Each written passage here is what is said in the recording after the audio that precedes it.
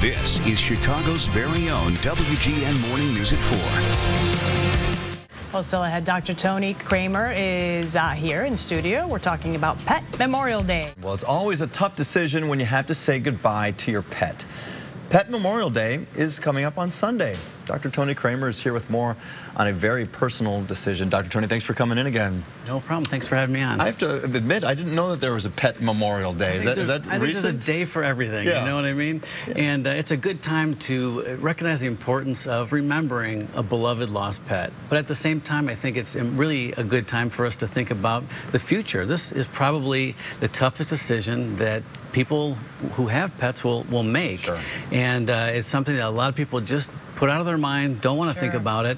And there's a lot of things to think about and consider before you get to the point in time where you have to make tough decisions. So I know it's a sad topic, but let's talk about some of these tough decisions. At what point do you decide, you know, maybe it's time to put my dog, my cat to sleep? I mean, that's a hard decision, as you said. Exactly. What is the right time? And I think it's something to really talk to your veterinarian about when it comes to the medical parts of this, so that we can find out, you know, what are the chances of treatments helping our pet or curing them, or are we just trying to make them more comfortable?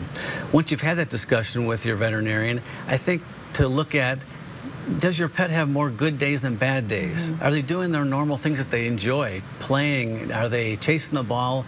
Are they eating? Are they losing weight? These are some questions that will help you make that decision and find out if, indeed, we're getting close to that time. Yeah. Does it depend? You know, a lot of people might be deciding whether or not to keep their pet alive based on cost.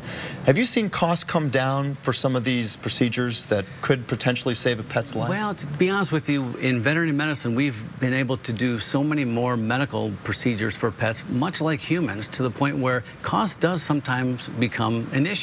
And again, that's the discussion to have with your veterinarian. What are the chances of these treatment protocols actually giving our pet better quality of life? Just keeping them alive is not the important thing. We want them to have good quality of life, and sometimes we have to weigh those decisions of whether to go through extensive treatments versus deciding to put a pet to sleep. Yeah. All right. So Pet Memorial Day this Sunday. It is. Right. You know, think about it. Talk to your veterinarian. Talk about it with your family, because it's a lot of times, even within a family, people have a lot of different decisions on when the right time is.